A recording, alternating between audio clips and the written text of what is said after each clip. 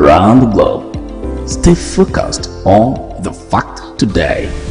Only on ATN. From the line across the ocean to the land beyond the mountains, through the Sahara, we bring on-the-spot news, live analysis, expert discussions on trending stories in politics, business, socio-economy, sports, and documentaries. So catch all the updates on the happenings around the globe. Stay focused on the fact today. Only on ATN.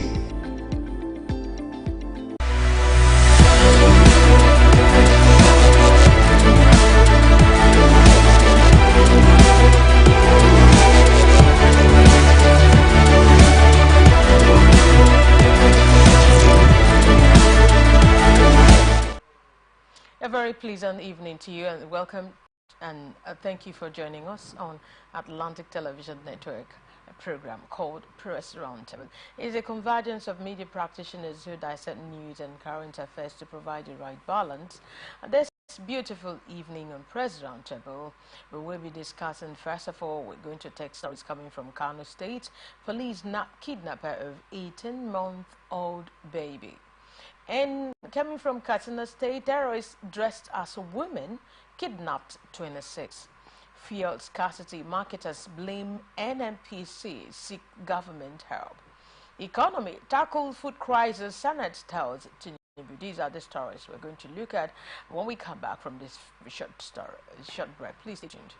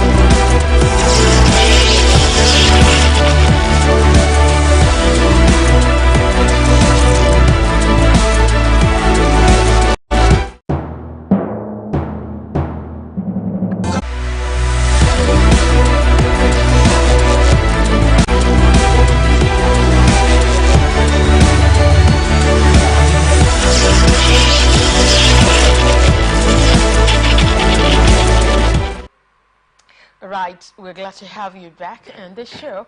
My name is Angel Moko, my angelic angel. This is my name, and it's my pleasure to introduce to you, as usual, the face and the voice you know. Kingsley Jude Papamia is with me on the show. So good to have you again on the show. Sure, good evening, welcome. All right. Okay, let's just first of all take our stories coming from Kano State. Operatives of Kano State Police have arrested a 22-year-old suspected kidnapper, Zakaria Muhammad, 16 hours after kidnapping an 18-month-old baby.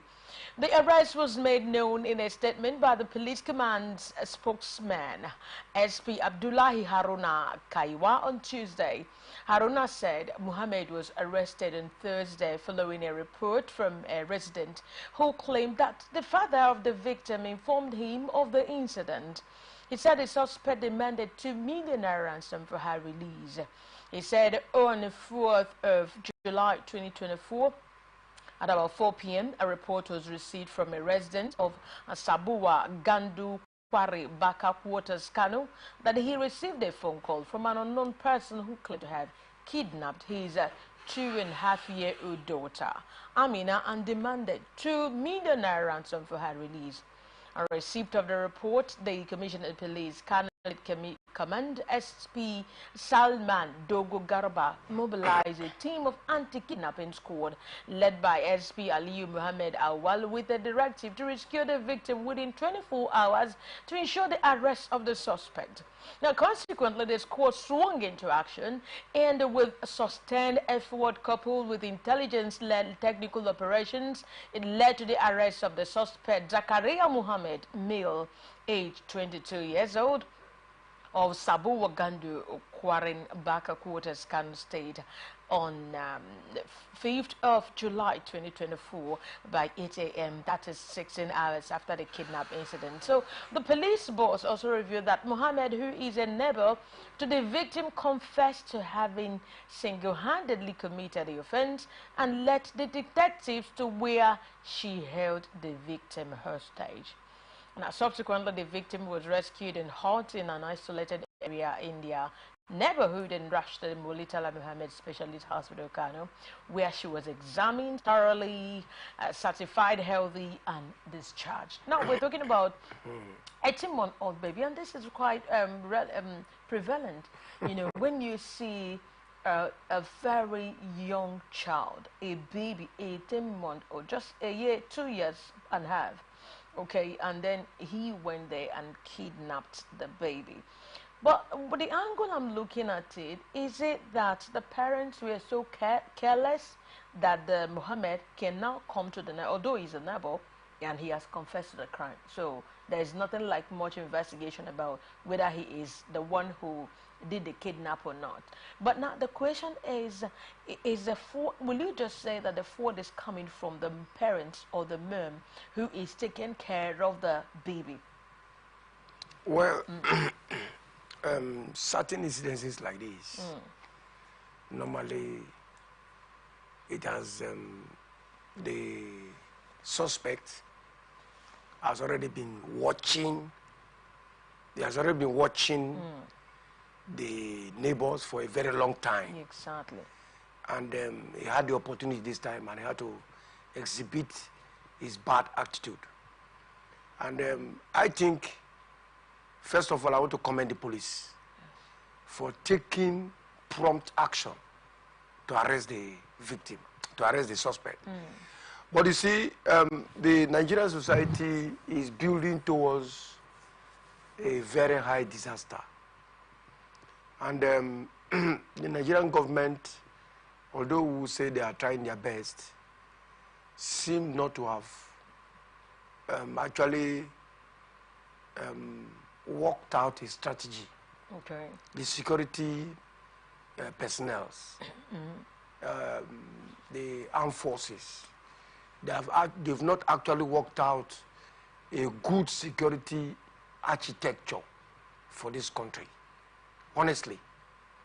Otherwise, if you look at the trend in River State, it has diffused, all right, because of the fact that River State government, right from Amici, we are able to bring in the C4I, and they have good surveillance apparatus, security apparatus all over the state, including the intelligence of the police.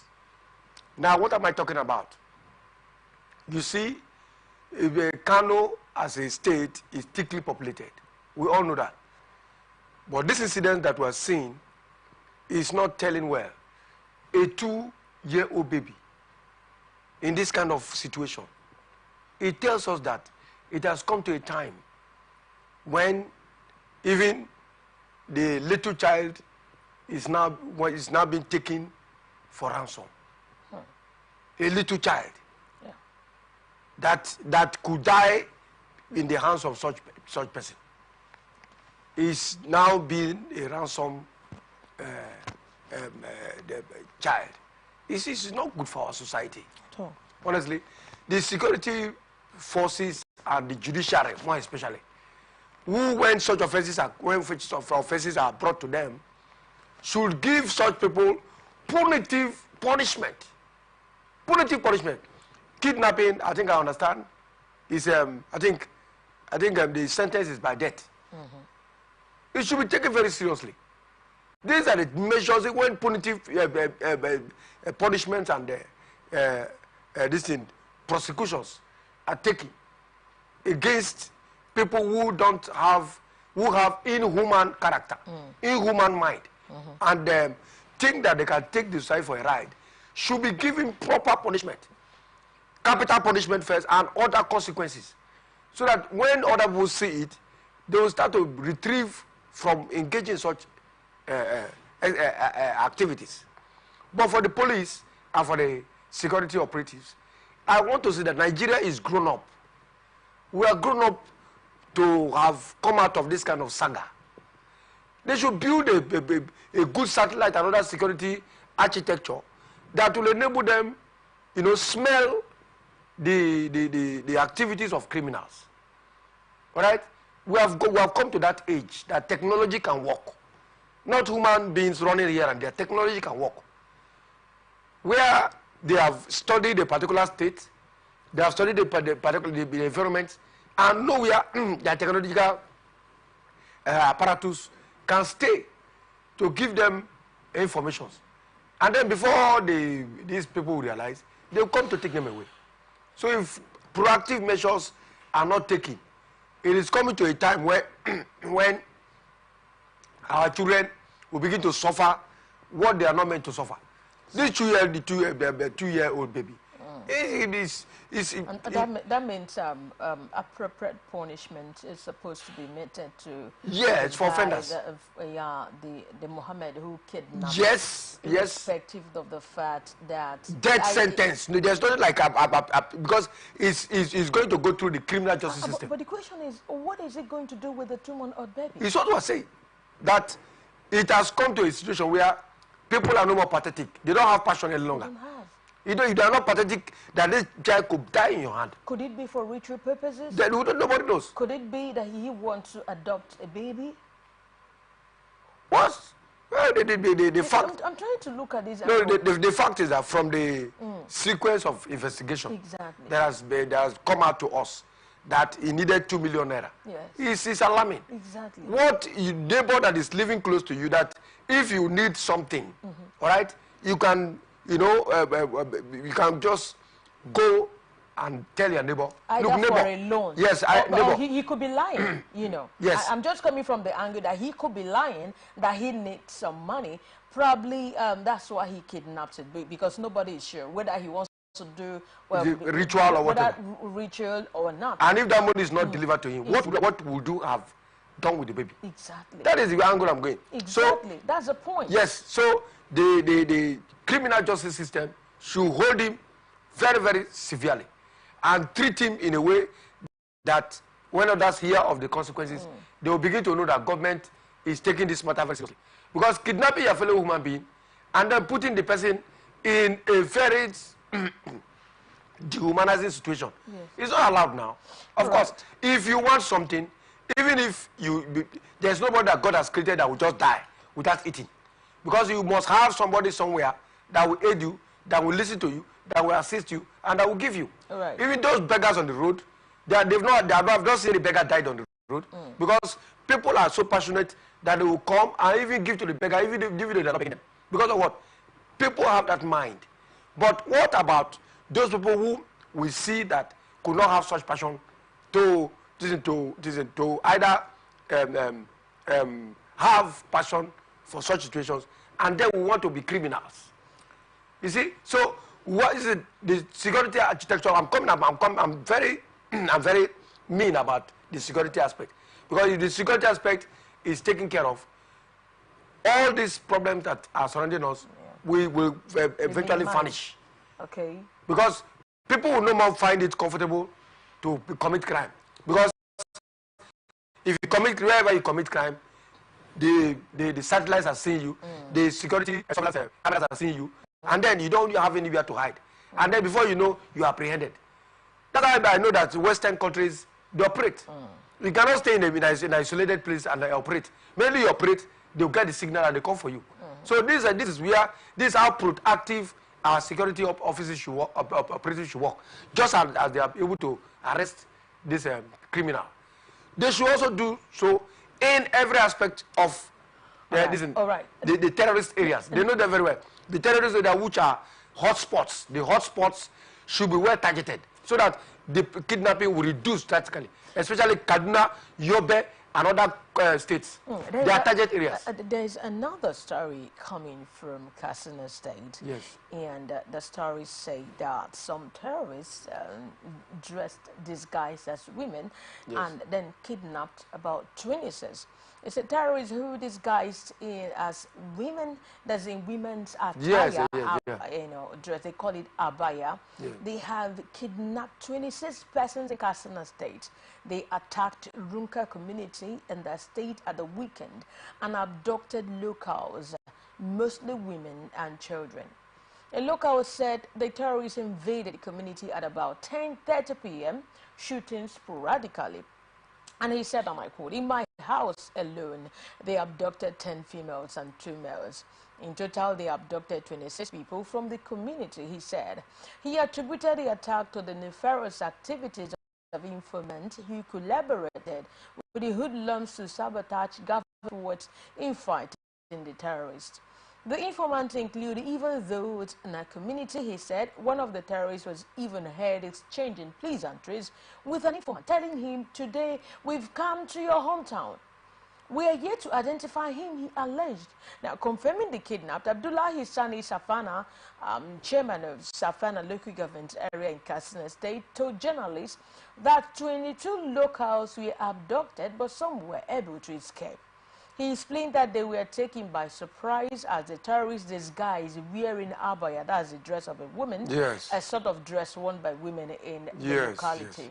Okay, now you can now can you details from this? A group of terrorists down. This is another strategy. Yes, I understand. Trying to convince them that, you know, because when it's women, definitely you're going to feel at home. So now they came up dressed as women and now enter the community, working with a certain group of people called informants who will give them information and then tell them the ground is leveled for you to come and abduct. And you know one thing, he was also found exchanging pleasantries with the terrorists. Now, what can you deduce of this? How can the government help in? How can they come in this type of case? Yes, this is what we're saying. This is what we're saying. That you see, the criminals, a criminal is a criminal. Exactly. And he would always devise means, all right, to foil every attempt to nab him or to nab them. They will always think of how to foil attacks. I mean, arrest. They want to foil arrest or counterattack. But you see, while these criminals are still thinking about how to devise, you know, means to break protocols, you know what I mean, and to break security breaches, it would be nice for the security operatives to also begin to design, you know what I mean, their strategy on how to foil the attacks of these criminals.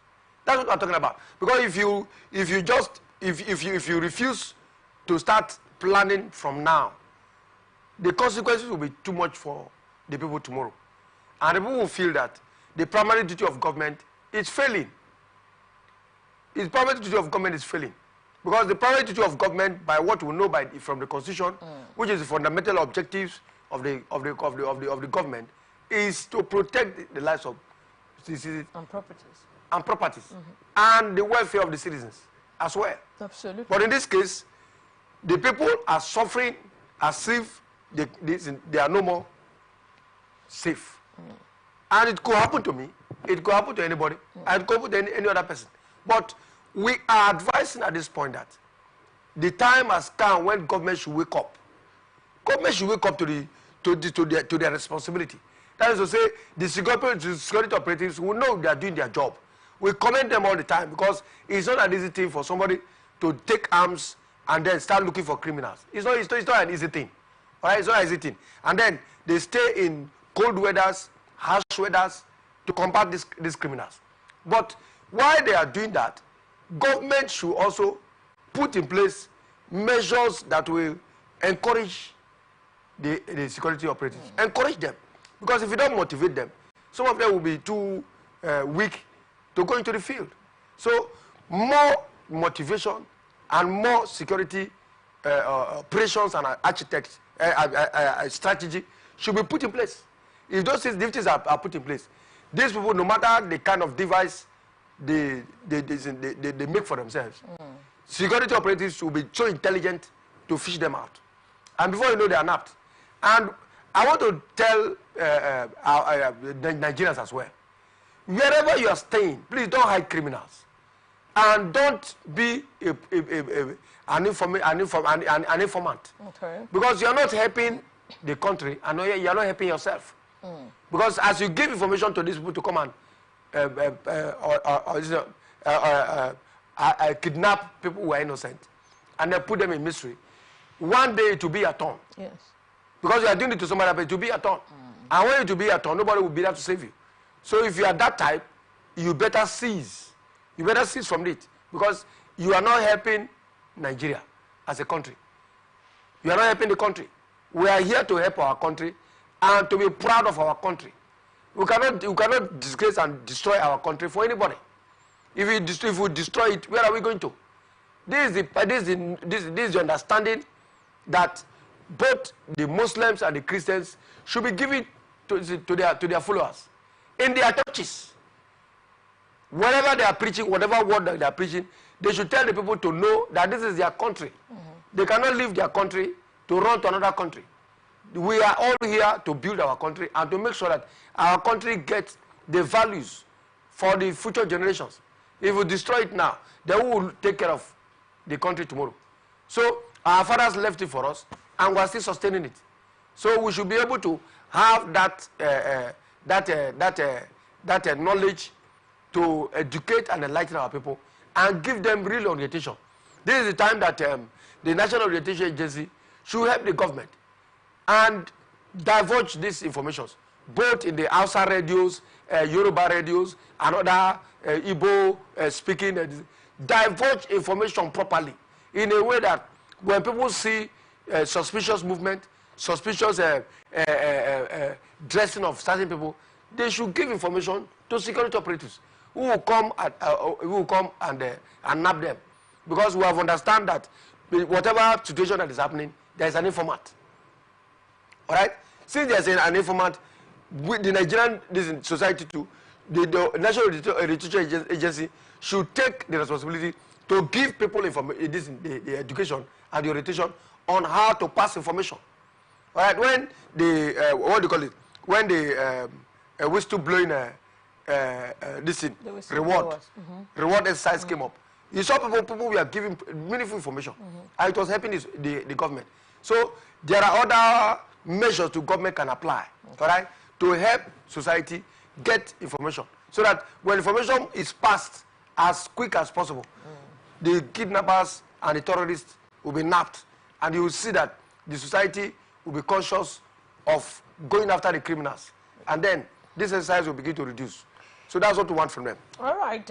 I believe that the government has something to do. So much. Yeah, so much. Yeah, they have a very big role to play, especially when it comes to the northerners.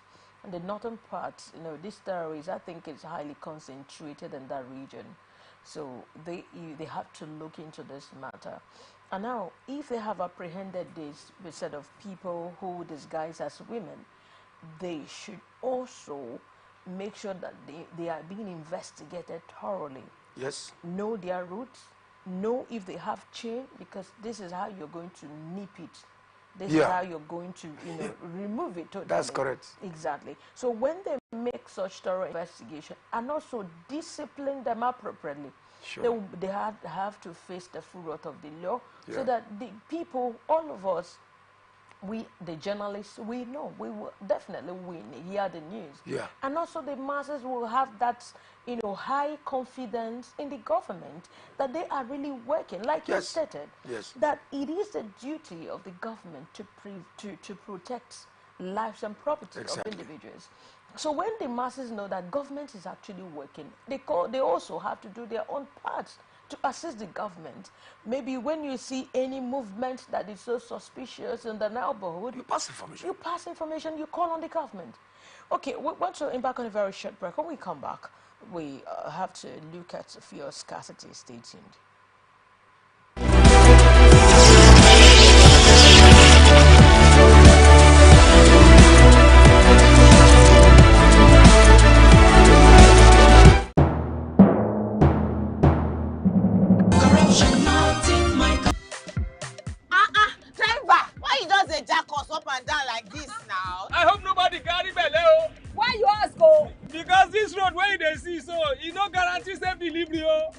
just dey vote for government, but we not get good governance. At all. Roads so no dey, light outside, the infrastructure nko e come turn to be forbidden fruit for the city. Corruption, spoil everything.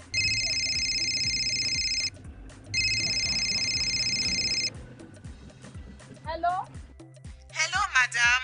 Good afternoon. Good afternoon. My name is Mrs. Ayeni.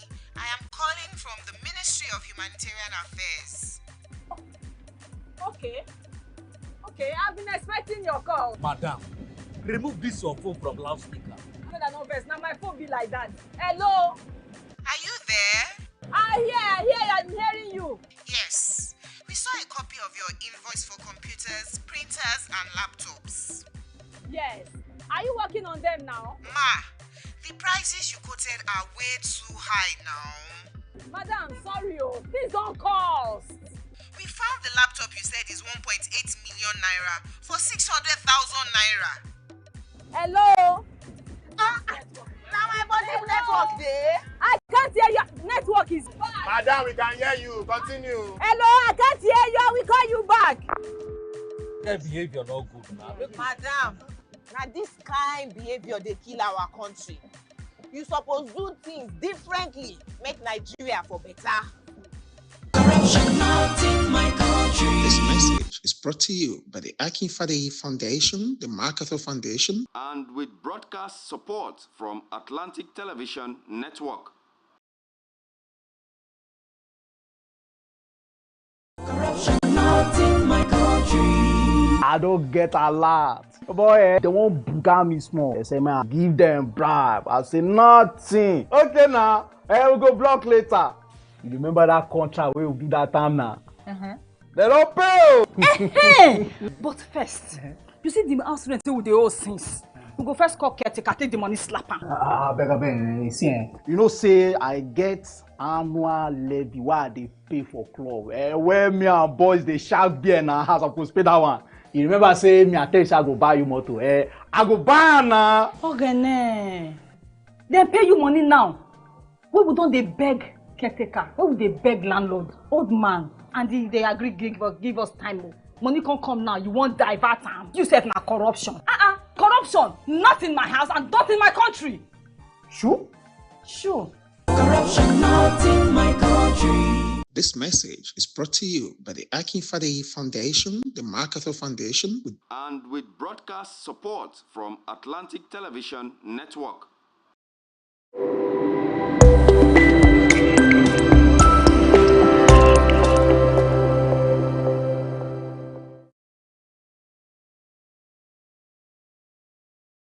From the line across the ocean to the land beyond the mountains, through the Sahara, we bring on-spot news, live analysis, expert discussions on trending stories in politics, business, socio-economy, sports, and documentaries. So catch all the updates on the happenings around the globe. Stay focused on the fact today.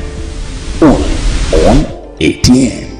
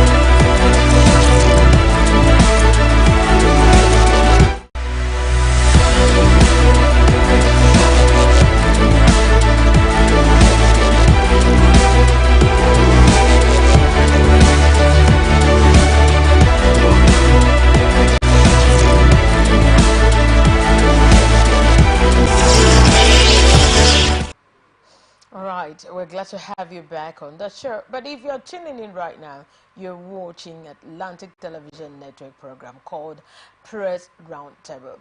Okay, let's move into another story.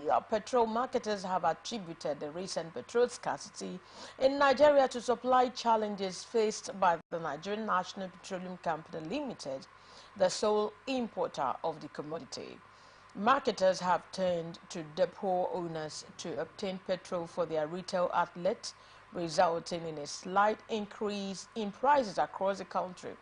The national president of the Petroleum Product Retail Outlet Owners Association of Nigeria, Billy Gillis Harris, spoke on behalf of the marketers during a live broadcast on television, the Morning Brief Breakfast program, on Tuesday.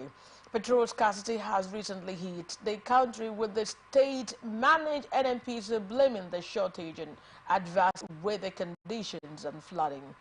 Long queues at the fueling station have worsened traffic conditions, with many people stranded at bus stops due to double transport fares.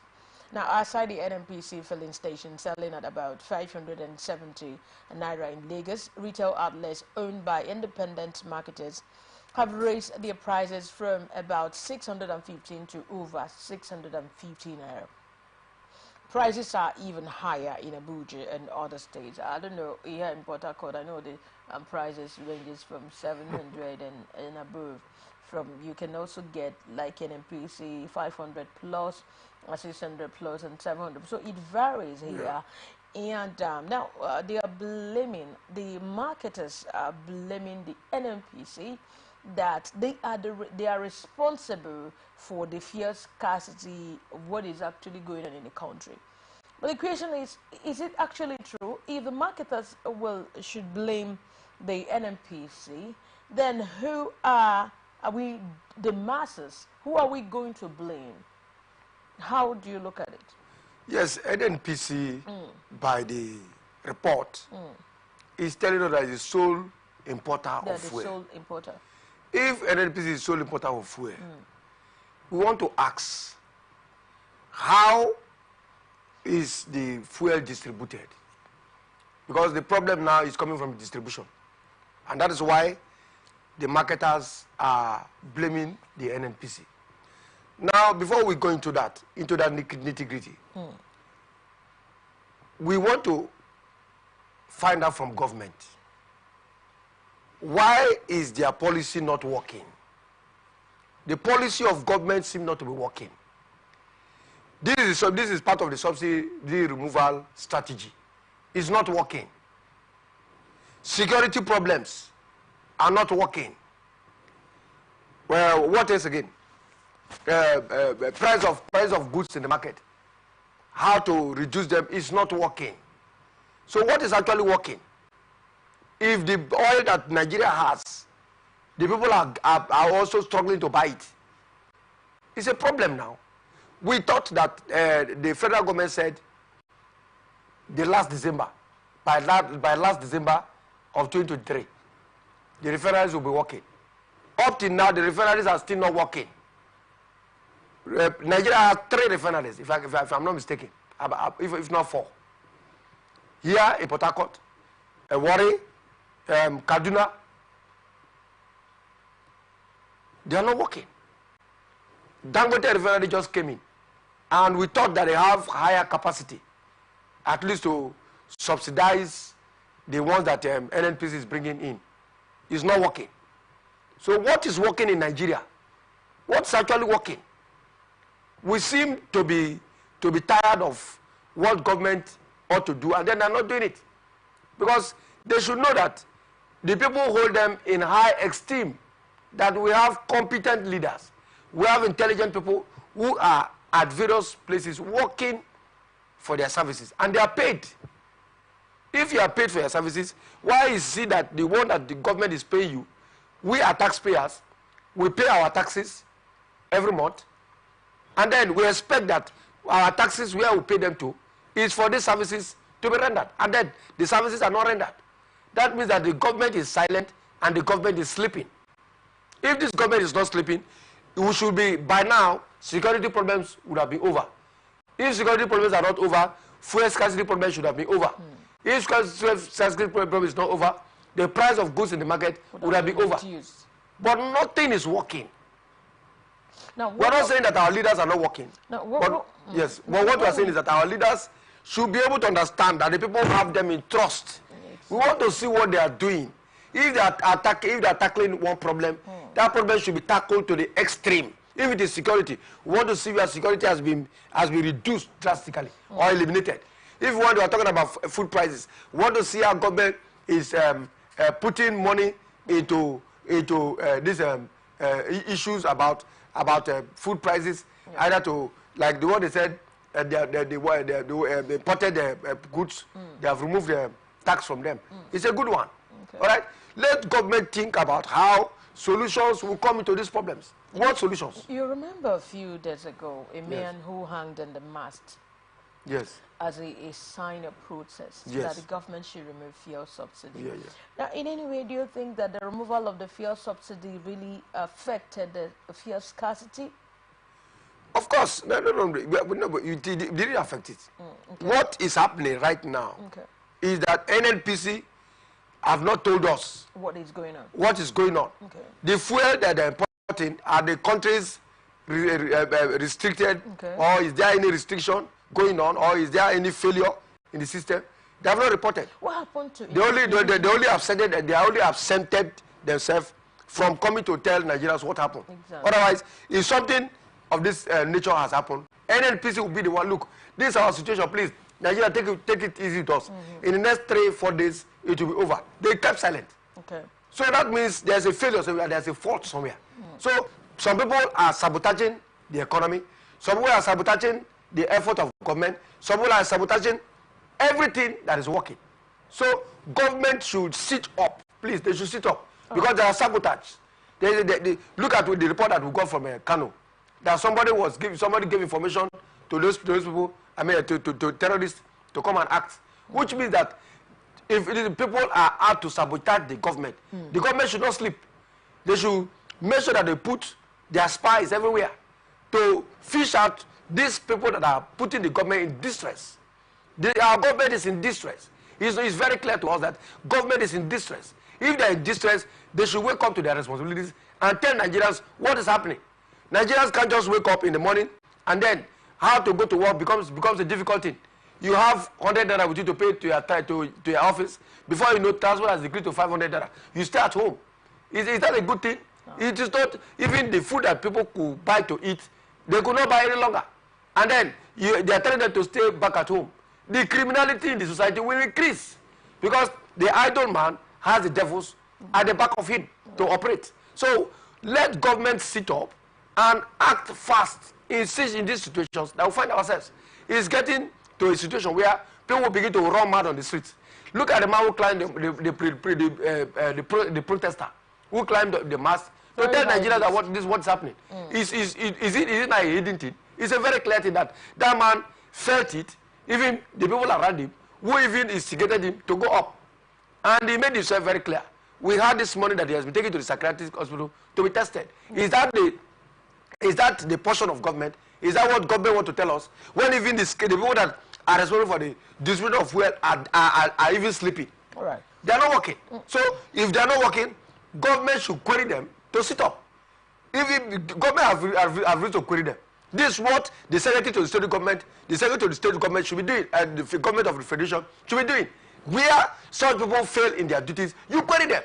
And before you know, you have suspended them. If government take radical actions on people that they have appointed in different, if they could not work for 2-3 days, something is lacking, suspend that person, suspend that board, suspend that committee.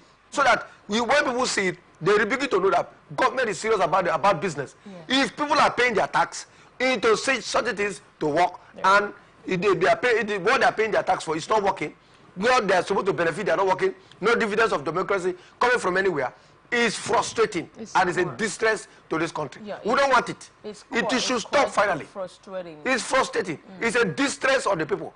Did the people vote this government to come and just sit down and then they should be in this kind of calamity? No.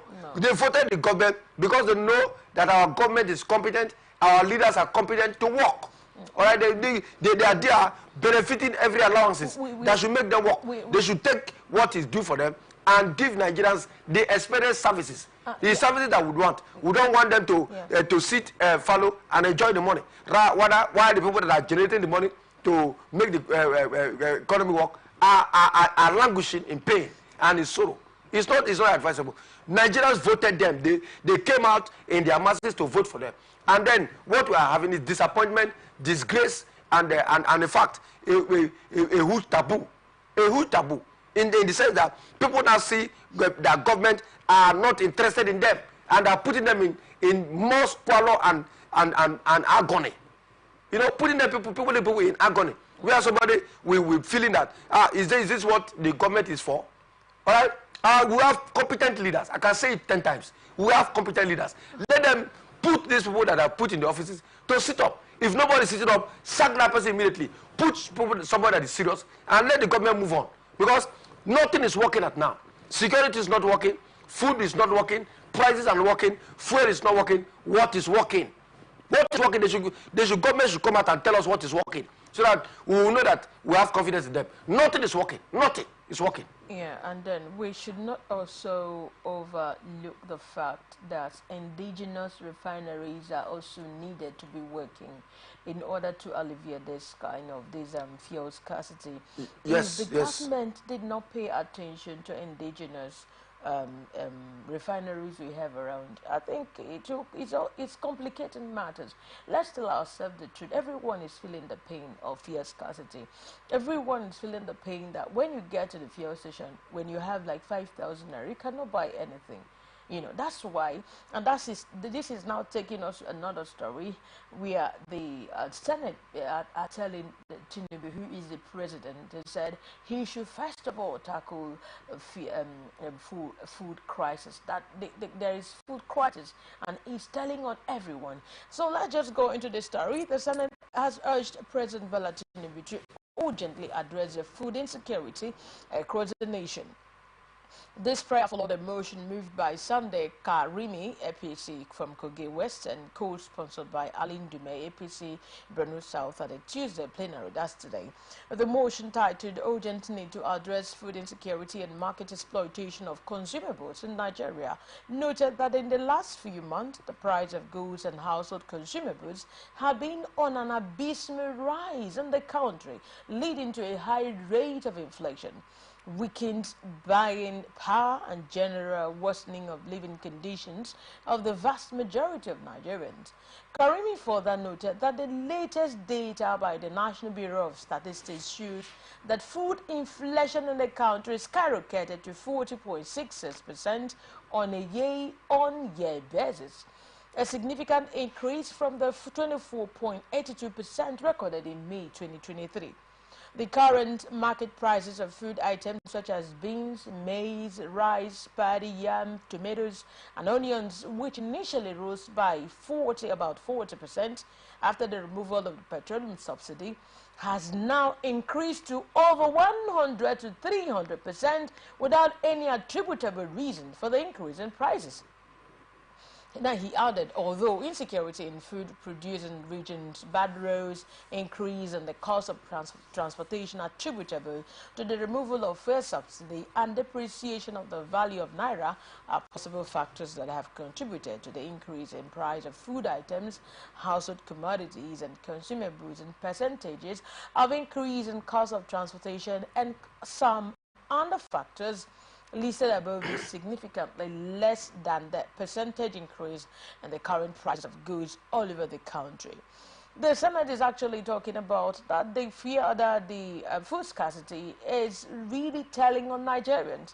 They are calling on President Muhammadu Buhari to intervene in the matter. Now, what can you say? What can you deduce of this? The Senate telling the president, because I believe that they work hand in hand. It's something but I have to say they are telling is not just only on the presidency.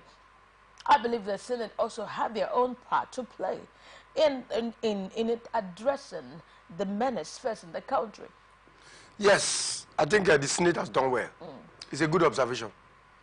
And you see what this government has not properly put in place is our sustainable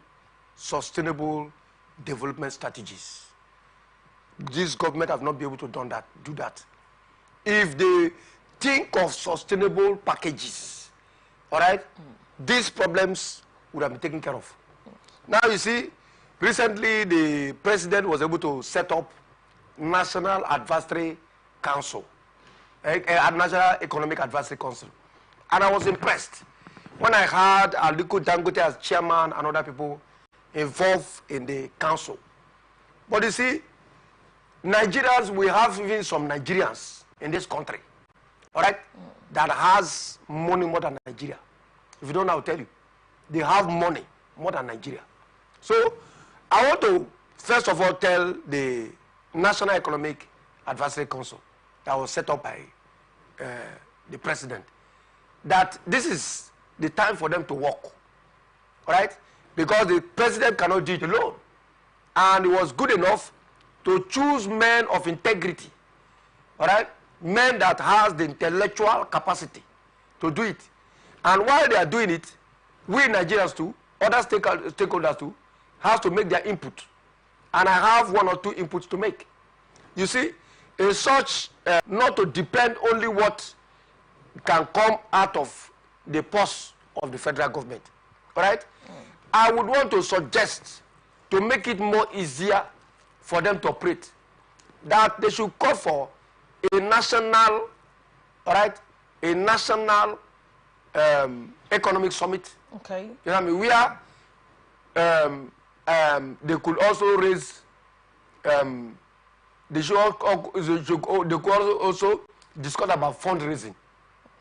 All right, fundraising for the economic sustainability of the country, where every stakeholder, every Nigerian, not only carry money to when politics comes now, they'll be pleased to carry money to go and give militants or criminals to go and buy guns and arms to kill. That is not what we are talking about. We are talking about using this money, calling Nigerians, wherever they are, whatever strata of politicians, wherever you are, come.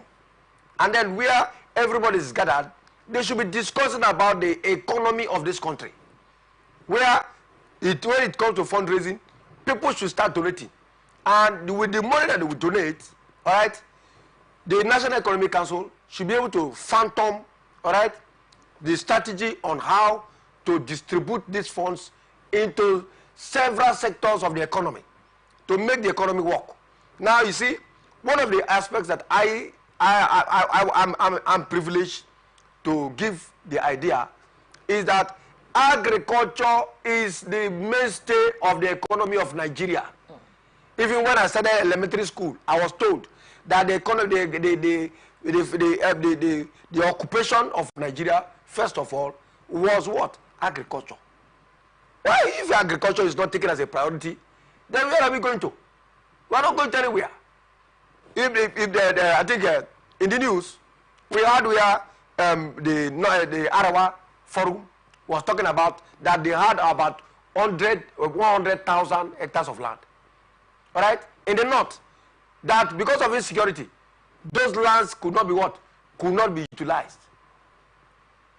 100,000 hectares of land for farming is there. So what we are saying is that where this National Economic Council can call on the various governors to come together.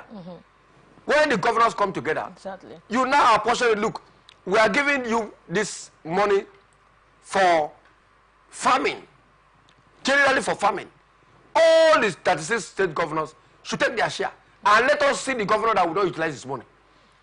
And let every state, right from the local government level, let them begin to apportion places for farming, and then employ these people who are sitting at home, whom they want to use in the political era to make noise. All right? This one, when they call, they invite them, because that's why they refuse to empower them. All right? They keep them when it comes to politics. Even 500 naira, they will come out and begin to mess up the society. Let these people that they are talking about, we are talking about, you tell me, be invited for immediate employment. All right? No matter what you pay them, let them go into the farms and let farming begin everywhere. So that in the next 6 months, in the next 1 year, you will see this price of foods will reduce. I expected that when this government came in, the first priority they would have looked on is farming. If they are looked on farming, it's almost more than 1 year now. All right. You would have seen the price of foods reduce, and you will see food everywhere. People will not even be touched by what is happening. All right. We are not aware about our refineries. The refineries too, when they came in, they would have rushed to see how the various refineries work. Up to now, nothing is working. So what is sustaining our economy? If that means that even if fuel is not there, you understand me? People, if it comes to the point of putting the country in a mess, that means the country is already in a mess. We want our government to take this money that they are going to make fundraising, give to the various governors to put it to their farms. And then before you know, food is everywhere. That's what I'm saying. And other ventures, if it is industrialization, whatever thing that the government wants to do that can sustain our economy, because the economy is dying. Our economy is practically dying. We need this National Advisory Council to help this country by donations, and even because we know that even we have Nigerians abroad that can donate for this country. And you see the economy will rise. Right. We should not only depend on what we have, because what we have is already not properly utilized. Look at the recent Hajj that they organized. 100 billion naira. We just sunk into that place. Certainly. So what is happening? I don't understand. You're supposed to be giving low key because everybody is passing through a very tense period. 110 billion. Well, so if the Nigeria has such money, and we have Nigerians that are spread all over the world, we can call their attention to come and donate for this country, so that this country can listen. So these are the things that I want this government to pay attention to and make sure that what the Senate has done, you understand me? Calling on the president is a very serious matter. He should make sure that food is available. Well, Nigerians want to see food to eat. All right. Please. I didn't want to. Thank you so very much for that wonderful contribution. I didn't want to really go into talking about what really happened during the pilgrimage and the money that was spent. But I believe it's a very good call for them to sit together and know what to do, because everyone is affected. Yes. We can eat our flesh. We cannot drink our blood. Of course. We are also hoping